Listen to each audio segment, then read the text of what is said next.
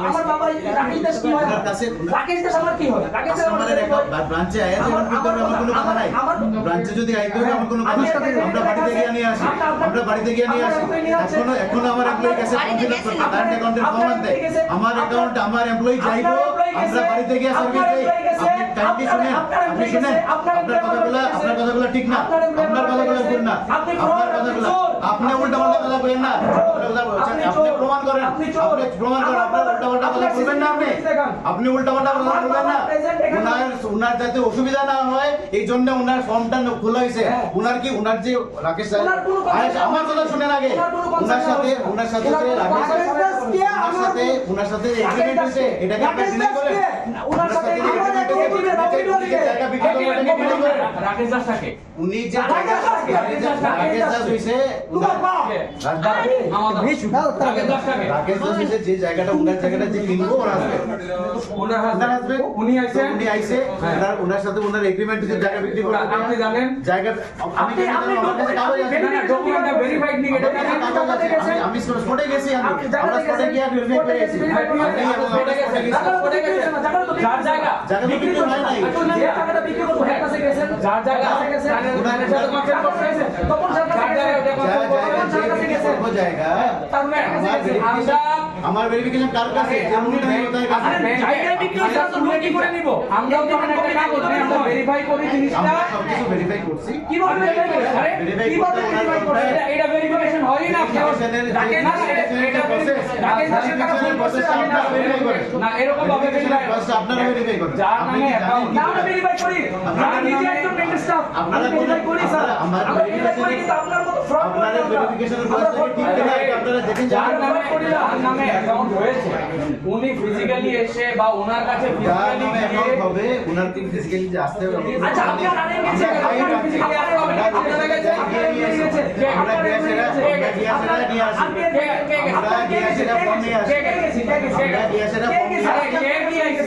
আমাদের স্টাফ কোন স্টাফ আমাদের স্টাফ বিডি ভিজিট থাকে স্যার বিডি ভিজিট থাকে বিডি ভিজিট ফটোটা আমার গেছে তখন ফটো আছে আমার বাবার সাথে যে দেখা করছে আরে আপনি যে আমরা যে ভেরিফাই আরে আমার বাবার সাথে যে দেখা করছে বিডি ভিজিট তো থাকবে আমার কথা হইছে আমার বাবার সাথে দেখা করছে ব্যাংকের স্টাফ তাহলে ওই জিনিসটাতে একটা বিডি ভিজিট একটা প্রুফ থাকবো আমার বাবার কোনো সাইন নাই কোনো কিছু নাই তারা আমার বাবার সাইন ডুপ্লিকেট করে আমার বাবার নামে অ্যাকাউন্ট খুললা নিছে রাকেশ দাসের চাপে রাকেশ দাসের সাথে তারা আগের থেকে সম্পর্ক তারা আগের থেকেই রাকেশ দাসের একদম তার ফোনে পর্যন্ত সেভ করে না রাকেশ দাস আপনি আসবেন আপনি আসবেন ইভেন পুলিশের কাছেও এই ব্রাঞ্চের নামে অনেক কমপ্লেইন আছে আর এই ম্যানেজারের নামে আছে এই ম্যানেজারের নামে আমি যখন খবর নিছি আমি ডিসপোজ করতাম না কার থেকে কিন্তু যখন আমি খবরটা আমি করছি কন্ট্যাক্ট করছি তখন আমার জিজ্ঞাসা যে ব্রাঞ্চ কোনটা বলছে টিআরটিসি ব্রাঞ্চ কয়ার এটা তো ফ্রড ব্রাঞ্চ একদম অ্যাকাউন্ট খোলার জন্য এটা আপনাদের কোশ্চেন হইছে অ্যাকাউন্ট ওপেন আপনারা দেখতে পারেন অ্যাকাউন্ট ওপেনিং ফর্মটা কেমনে হইছে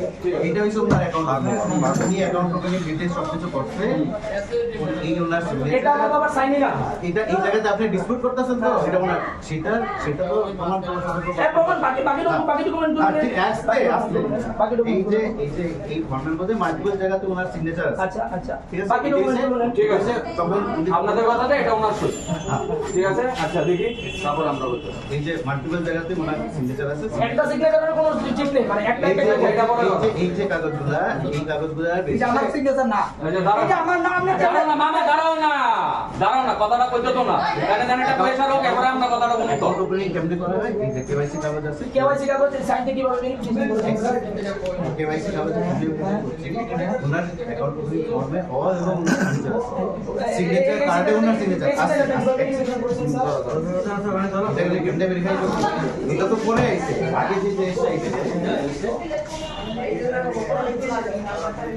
এটা হচ্ছে এই যে ওনার এগ্রিমেন্ট এই সাইনটা বাবার না এটা ওনার না এটা ওনার না এটা ওনার না এটা ওনার না আমার এই এগ্রিমেন্ট শেষ হলো কেন এই এগ্রিমেন্টের ওনার এই নিচে এগ্রিমেন্টের কাগজ তখন ছাড়া যে আয়েশা সরকারকে জায়গা বিক্রি করলো এটার এগ্রিমেন্ট এটার বেসিসে যাতে আমরা লোনটা প্রসেস করছি আয়েশা সরকার আয়েশা সরকার প্রসেস করার পরে ওনাকে তো আয়েশা সরকারের পয়সা দিতে হবে সেই পয়সাটা যাতে এনএফটি আর্টিজে আমরা একটা জায়গা বিক্রি করার কথা ছিল তো আমরা বাবার হেলথের কারণে তো আমরা জায়গাটা সেল করার সময় আমরা জায়গাটা যেখানে এর পাশের বাড়ির লোকটা কইছিল যে তাই আমরা থেকে জায়গাটা কিনবো।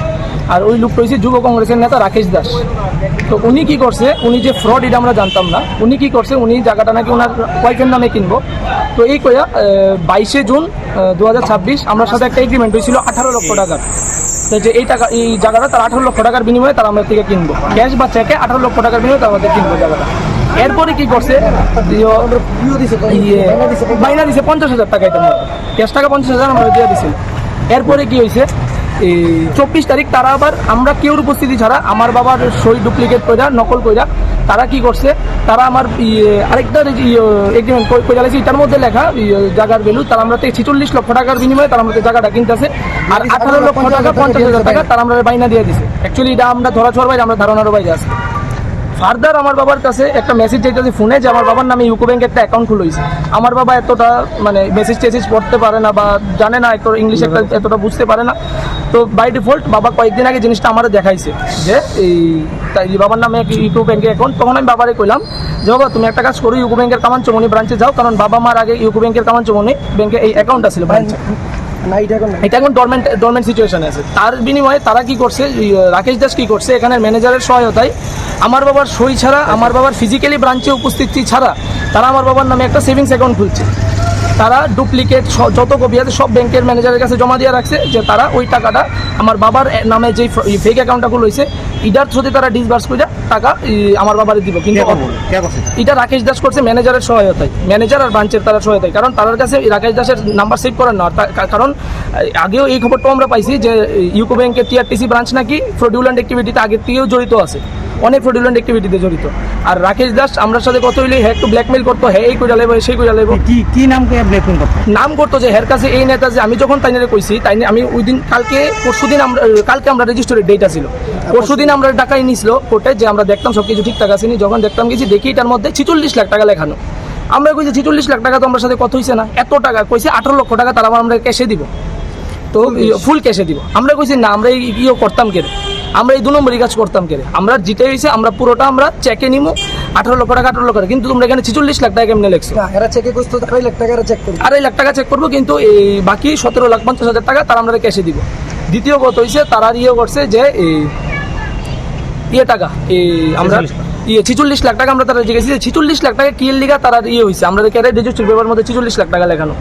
তখন কইছে আমরা তারা কইতেছে না এটা কিছুই তো না, এটা আমরা লোন লুমো, আমরা না প্রবলেম। আমি কইছি না আমি দরবারে যেতাম না, এটা কেন আমার বাবা ইনকাম ট্যাক্সে পড়তো, এটা তো ইনকাম বা এটা তো আমার ফ্রড, এটা তো মানে বাজে একটা জিনিস যে আমার বাবার নামে অ্যাকাউন্ট খুললা, সেটা আমি 46 লাখ টাকা তারা আমার বাবা দেখাইবো যে তারা আমার বাবার 46 লাখ টাকা দিতেছে, কিন্তু 18 লাখ টাকা।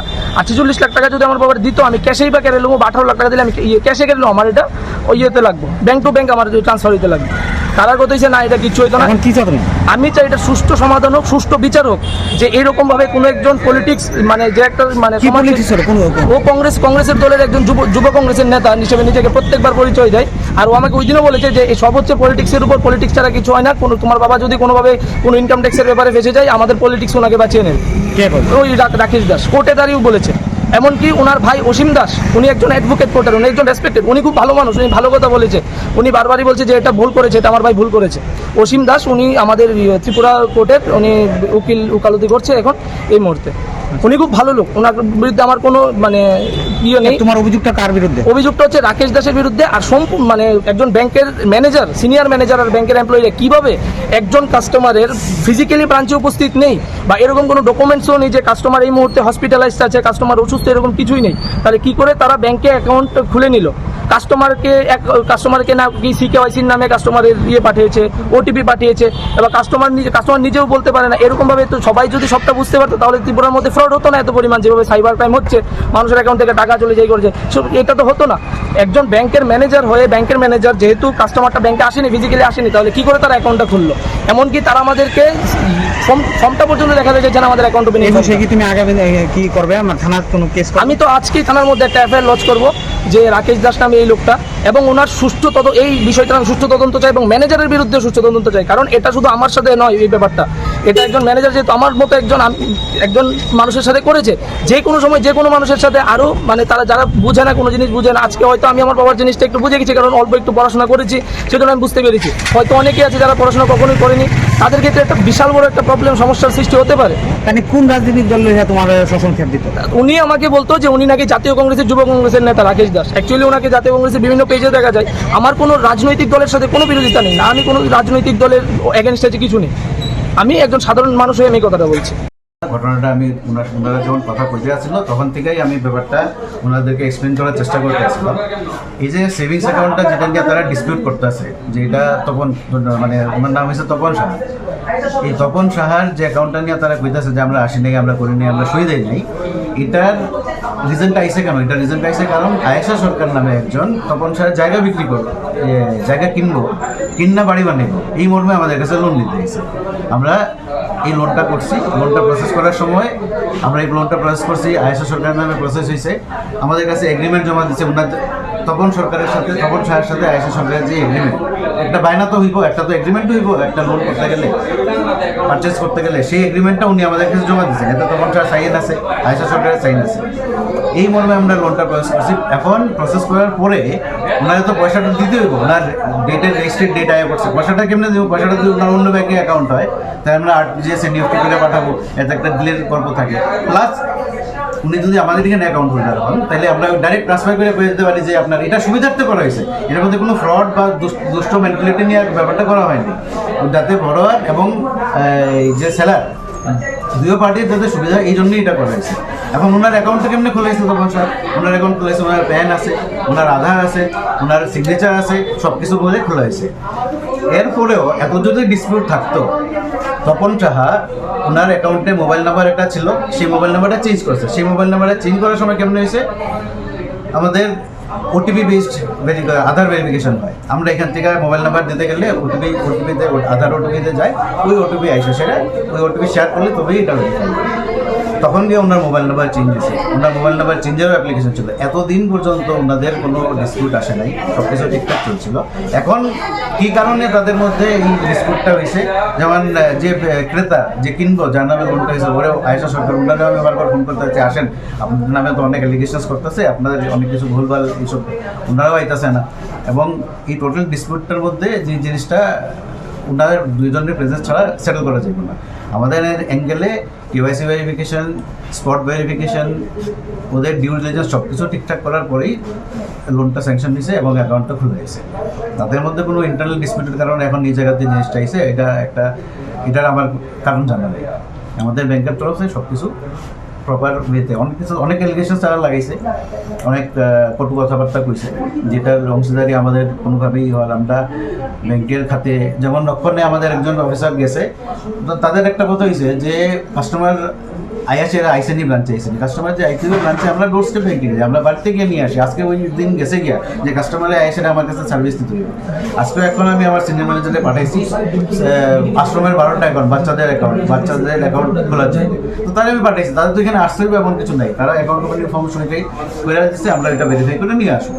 তো এইভাবেই যাতে ম্যাক্সিমাম সার্ভিস দেওয়া যায় মিনিমাম সময়ে এবং উইদাউট এনি হ্যাসেলস, এই জন্যই এদেরকেও এই রাস্তাতেই করা হয়েছিল। কারণ তাদের মধ্যে ইন্টারনাল ডিসপিউটের কারণে এখন এই জায়গাতে আইসে, তো আমাদের এই অ্যালিগেশনগুলোও ভুল। এবং তার কাছে কইতেছে সিগনেচার করছে না, সিগনেচার ফ্রড, সিগনেচার করছে না, তার সিগনেচার ইম্পারসনেট করছে, সেটার তো দায়িত্ব আমরা যতটুকু আমাদের নিকেট আইতে যতটুকু হয় এটা আমরা করছি। বাকি ওদের ডিসপিউট থাকলে সেটা তো ল এনফোর্সমেন্ট দেখবো, এটা তো আমাদের কিছু করার নেই। আপনারা যে বাড়ির থেকে গিয়ে আনছেন, আপনার কাছে কোনো ডকুমেন্ট আছে বা ফটো? আমরা যে ওনার বাড়িতে গেছি, ওনার জায়গাটা যেমন যে জায়গাটা একটা যেমন জায়গায় লেনদেন হয়, তো সেই জায়গাতে গিয়ে আমরা পার্সোনালি ভেরিফাই করি, সেই জায়গাতে গিয়ে আমরা পার্সোনালি ভেরিফাই করছি, আমাদের সেই কাগজপত্র আছে। তো এবং ওনার বাড়ি কই তপন শাহ, তো ওই পাশের বাড়ি এইগুলো তো আমরা আপনি যে সময় ভেরিফিকেশন করতে গেছেন তখন তো ওই জায়গাটার মালিক থাকতে লাগবে, না তাহলে শুধু আপনি কার জায়গায় ভেরিফিকেশন দেখেন? হ্যাঁ, এটা কারেক্ট আপনার কথা। কার জায়গায় ভেরিফিকেশন করবেন? যেমন ধরেন কি অনুমতি ছাড়া আপনি এই জায়গাটা ভেরিফিকেশন করছেন? এই জায়গাটা ভেরিফাই করা বলতে গেলে ভেরিফাই করা যে জায়গাটার এদিকের মালিককে, ওদিকের মালিককে, এদিকের মালিককে রাস্তা আছে না, এটা তো আদার্স পড়ে, এটা আদার্স পড়ে যে আপনি যে মর্মে ভেরিফিকেশন করতে সেটা উকিল করে, এটার নাম হচ্ছে লিগ্যাল সার্চ। তাহলে আপনি ইলিগ্যাল ভাবে ভেরিফিকেশন করতে গেছেন? না, লিগ্যাল সার্চ হইছে তো উকিল আমাদেরকে না আপনার Spot কথাই verification, এটার নাম হচ্ছে আপনার spot কথাই verification। যে আপনি যে ভেরিফিকেশন করতে গেছেন আপনার না, পাশের বাড়ির লোকদেরকে জিজ্ঞেস করে আমরা পাশের এভাবেই verify- পাশের না না না না এটা তো এইভাবে verify পাশের বাড়ির আমরা গিয়ে সেটা- লোকদেরকে বলে আপনি কোন জায়গাটা না ভেরিফিকেশন না করবেন? পাশের বাড়ির লোকদেরকে বলি কথা তো আমি একবার বলি না, এটা তো আপনি বলেছেন পাশের বাড়ির লোকদের কেন না, না, বলবো? আপনি তো আমি- এখনই বললেন। suppose এখন দেখেন, এই প্লটটা আপনি কিনবেন, এই প্লটটার মধ্যে এই উত্তরের সীমানাকার দক্ষিণের সীমানাকার রাস্তা কোন দিকে এইগুলো আমরা লোকের এলাকার লোকেদেরকে জিজ্ঞেস করে খবর নিই।